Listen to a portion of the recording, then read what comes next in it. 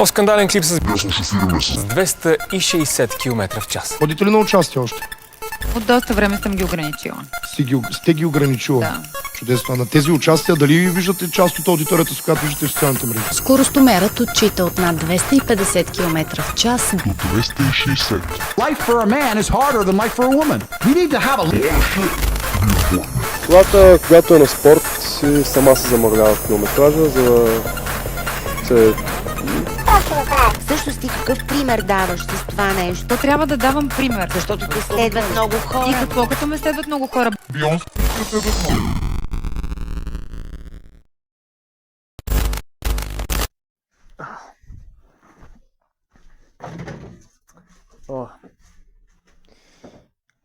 Вече смених мястото. Защото искам, нали, малко градация.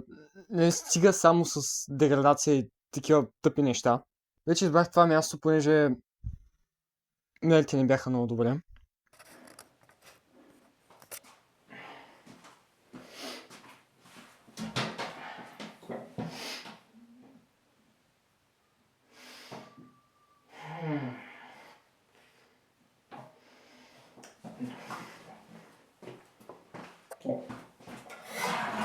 Днес ще ви говоря за още по-големи прости от предния път. Повечето хора правят видеа как да печелим. Показват някакви стратегии, как да правим криптовалути, как да имаме много коли и пари. Но това видео ще ви покажа как да губим и как това е много свързано с успеха като цяло. Също така ще говоря какво всъщност е успеха и какви са пречките, които има съвременното общество.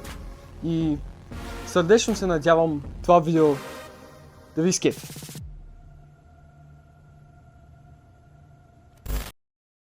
Това може би е една от най-разпространените причини да се проваляме. Това е задействано от няколко неща. Първо, когато се провалим в нещо, дали ще е да не влезем в университета, в който искаме, да се провалим в работата, която вършим, примерно да не ни дадат повишение и нещо такова. Ние ментално се деформираме и отказваме от абсолютно всичко. Второто нещо е, че живеем в хамелеонско общество.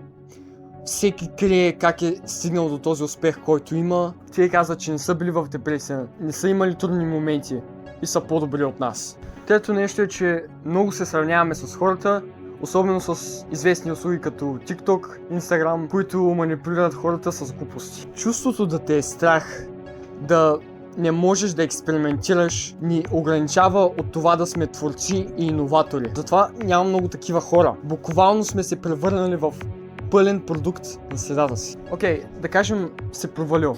Не си влязал в някакъв си университет, примерно. Какво те спира да пробваш пак? Мързел, възраст. Бе, сега, финансите са отделен въпрос. Обаче ключът тук е много прост. Не се отказваш. Колкото и минимален процент да вложиш от това, което искаш да постигнеш, пак правиш прогреса за това и пак се приближаваш към съответната цел.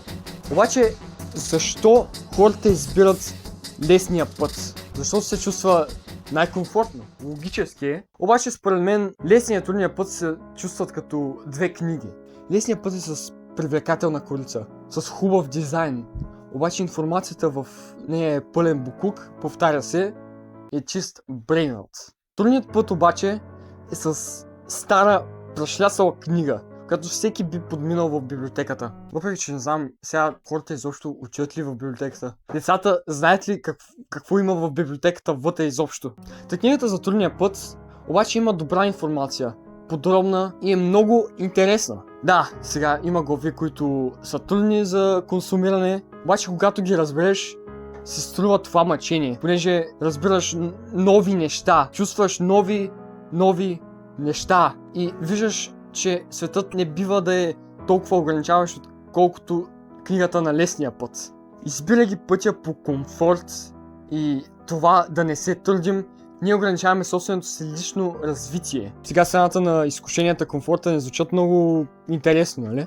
Това запалва искрата в иновативност, творчество в нас. Буквално разбираме, че трудният път е единственият към успех. Не мога да повярвам колко сме се отдалечили от значението на думата инфлуенсър. От хора с влиятелен характер, уникален начин на мислене и творчество. Към това.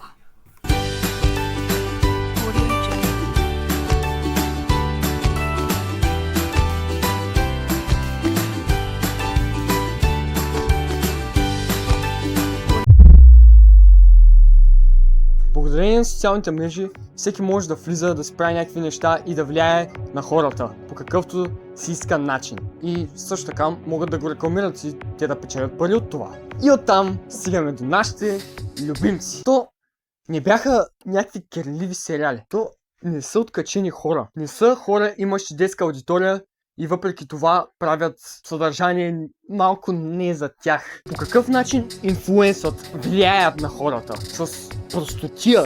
Нали, факт е, че с простотия се взема голямо внимание, обаче това е единично и после се заминава. Това е като вълната на известността. Правиш някаква простотия, то създава вълна, обаче тя отминава. Това е начин да грабнеш вниманието на хората по най-краткия и нестабилен начин. Та, според мен, да си инфлуенсър означава тотално различно нещо. Албърт Айнщайн, най-влиятелният учен на всички времена. Повлиял на не само хора в тази сфера, но и обикновени хора. Стив Джобс, най-влиятелният визионер в сферата на технологиите. Той ни накара да гледаме на технологиите не само като някакво желязо, някакви джунджули там, а като изкуство. Стивън Хокинг, Кърт Кобейн, Честър Бенингтън, Мартин Лутър Кинг, хора колкото си искаш, за пример. Това според мен трябва да са инфлуенсърите. Откачени хора с откачени цели, стремящи се да направят света по-добро място. Това, което правят днешните инфлуенсъри, е рекламиране на мързел и тотално социално хамелеонство. Да, нали, повече са откачени,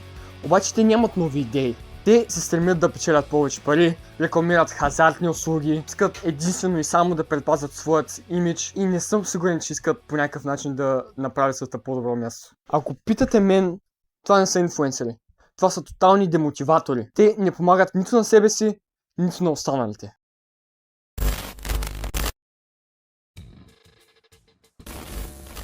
Проблемът, който има и старото поколение, и малото поколение, е материалистичната зависимост. Факт е, че ако питаме над 60% от младото общество, те ще отговорят по подобен начин. Когато порасна, искам да имам поне 5 на 10 коли и 3 имота. Когато порасна, ще бъда шеф на голяма индустриална компания. Аз, когато порасна, честно казано не знам, може би ще работя в Макдоналдс, докато нашите ми дават пари. А да, и да имат iPhone. Това е в старт пака на всеки богат човек днес. Нали? Не, че имам против тия мечти, те да си ги изпълняват каквото искат да правят. Обаче, за мен това е чисто ограничаващо. Добре, да кажем, айде, постигаш тази цел. Имаш колкото си пари искаш, можеш да ги правиш каквото си искаш. И после умираш. И след това децата ти имат този проблем. Той умря. Мисля, че аз ще го наследя. Не, аз ще го наследя. Не, аз ще го наследя. И после децата ти се сбиват за простотии. Просто искам да кажа, че ти не правиш уникално нещо. Има много такива богати хора като теб. Просто те се стремят към толкова единични неща, че накрая не постигат абсолютно нищо. И затова според мен трябва да мислиш ти какво би направил, за да помогнеш на бъдещето поколение, което предстои. В това трябва да си вливаме енергията, а не в някакви задънени улици за лична изгода. Окей, сега да се върнем към темата за провала. Когато работим върху даден проект, винаги ще има трудности и поредица от трудности. И тук много хора се отказват и искам да разсъждавам върху една от причините защо е това. Първо обаче трябва да ви обясня думата grind и не ме интересува дали вече я знаете.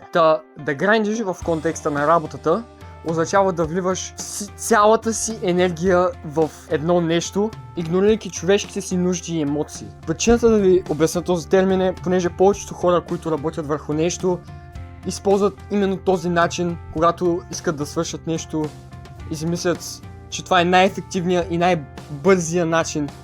Обаче според мен не е така.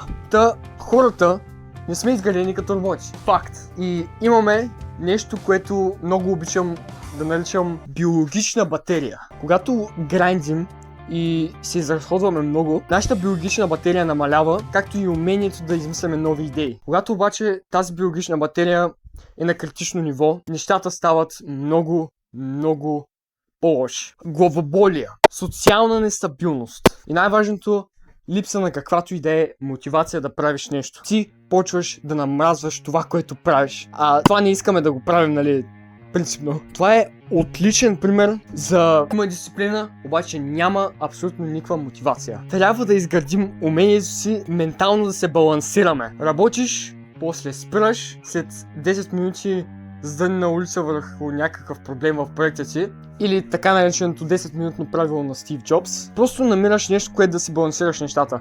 Денси не е само да е работа, а работа, лека почивка, интензивна работа, рехабилитация и после лека работа за края на деня. Нали?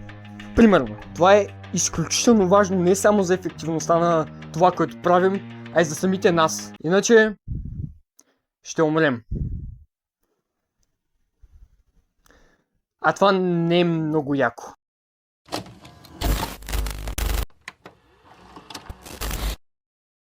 Ето, че стигнахме в епилога на днешното видео. Мале, изменен съм. Те разбрахме, че провал всъщност не е провал, а един много голям успех. И разбирайки това, имаме огромен шанс и голяма преднина пред всички. Така че следващия път, когато правите проект, играете шах или някаква друга компетитив игра, правете грешки нарочно и се учете от тях. По този начин предотвратявате те да се случат в бъдещ етап в нещо, което правите, нали? Та, ако харесвате това видео, супер! Радвам се. Обаче ако го мразите, още по-добре. Това значи, че съм се провалил. А това, което разбрахме от това видео е, че провала е доста голяма победа. Та, аз бях Майн и ви благодаря отново, че си изгубихте пълното време. Чао.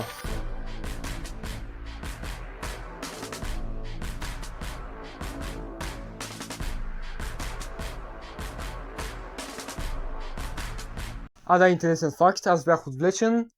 Моля ви да ми помогнете. Живея в град Русе, улица Стоян Волов.